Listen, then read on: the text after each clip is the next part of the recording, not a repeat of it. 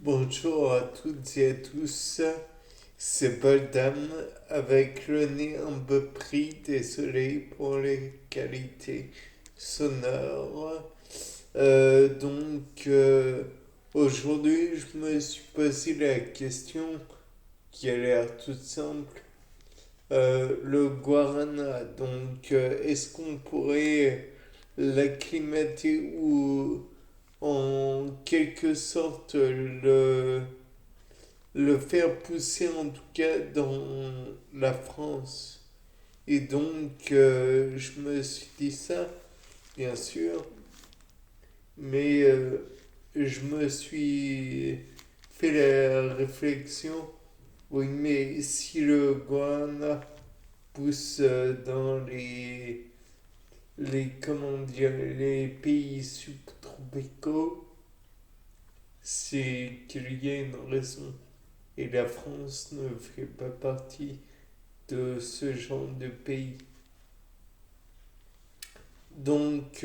J'ai tout de même cherché la possibilité que l'on puisse l'acclimater.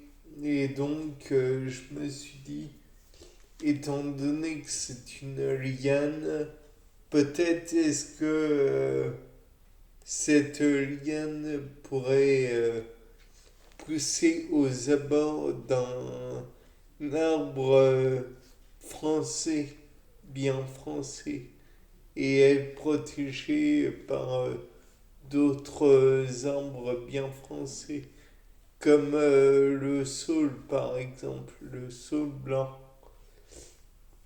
Et le fait est que, le fait est que, je me répète, on pourrait mettre au pied de ce saule blanc où il y a naturellement la liane qui pousserait des pieds de menthe, puisque étant donné que c'est la menthe, c'est un envahisseur, entre guillemets, une plante envahissante, mais tolérée et tolérable. Ce qui fait que ça pourrait être employé par tout un chacun sans problème. Il est aussi possible d'y mettre de l'origan, car même si on dirait pas comme ça, l'origan Thymus vulgaris, je crois. Euh, donc, euh, il a cette façon de se développer qui emploie du thymol. Et le thymol, comme chacun le sait, j'imagine, est redoutablement efficace pour, euh, pour éradiquer tout ce qui est aux alentours qui est néfaste, j'entends. Par exemple, nous-mêmes, êtres humains, employons du thym euh, pour, euh, pour, comment dire, pour... non, c'est Origanum vulgaris.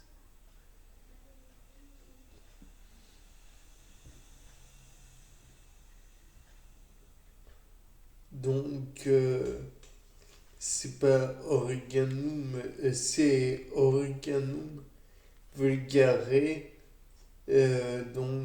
Ça, c'est pas...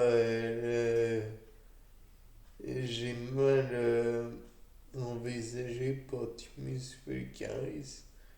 Mais bon, c'est Origanum vulgare. Et il faut savoir que cela contient du thymol, bien sûr. Ça peut être radical pour exterminer comment dire, des insupportables, des plantes qui n'ont rien à faire là, des mulots ou d'autres animaux envahissants qui pourraient donc à terme être nuisibles. Et donc le fait est que le guarana serait éventuellement protégé par l'origan et pourrait ainsi détruire, tuer les comment dire, ah mince, j'ai vraiment pas de terme, les nuisibles.